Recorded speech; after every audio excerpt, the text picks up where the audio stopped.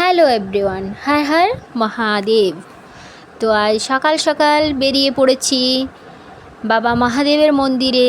এটা হচ্ছে বাঁকুড়া একতেশ্বর মন্দির। যদি কখনো কেউ এসে থাকো অবশ্যই আমাকে কমেন্টে জানিও এই মন্দিরে যদি পুজো দিয়ে গেছো আগে কখনো। আমি তো প্রতি বছরই আসি, শ্রাবণ মাসের যে কোনো একদিন আসি, পুজো দিয়ে যায়। দেখতে পাচ্ছ চারিদিকে দোকানদানি, মানে তুমি পুজোর সামগ্রী যা তুমি যদি এসে এখানে কোনো পুজোর জিনিস কিনে পুজো দিতে চাও, অবশ্যই এখানে পুজোর প্রসাদ পাওয়া যায়। তুমি পুজোর শীতল কিনে কিন্তু বাবার কাছে পুজো দিয়ে বাড়ি যেতে পারো, তারও ব্যবস্থা আছে। দেখতে পাচ্ছ মন্দিরের চারিদিকটা খুবই সুন্দর, অসম্ভব সুন্দর, মানে এতটাই ভালো লাগে এখানে এলে, মনটা পুরো ভরে যায়। এখানে আজ মঙ্গল ঘট আসবে, তাই রান্নাবান্নার ব্যবস্থা হচ্ছে এবং পাবলিকেও খাবে, কিন্তু মঙ্গল ঘট যারা আনেন তারা এখানে মঙ্গল ঘট যারা আনবেন তাদেরকে আগে খাওয়ানো হয় এবং তারপরে পাবলিকদের খাওয়ানো হয়। এখানে অনেক গরিব মানুষ মানে বসে থাকেন এবং তাদেরকে কিছু সাহায্য করা হয়। তাই এখানে আমার মেয়ে সবাইকে একটু একটু করে চাল দিচ্ছে।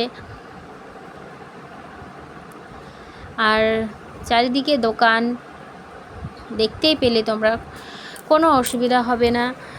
যাদের সামনাসামনি বাড়ি তাদের তো কোনো অসুবিধাই হবে না, দূর থেকে এলেও কিন্তু কোনো অসুবিধা হবে না। যদি পুজোর শীতল নাও এনে থাকো, এখানে কিন্তু তোমরা পুজোর শীতল কিনে পর পুজো দিয়ে বাড়ি যেতে পারো।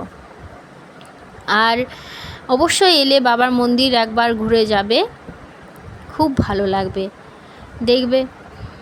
আর কি বলবো, এখানে মানে যতই বলবো ততই কম হবে।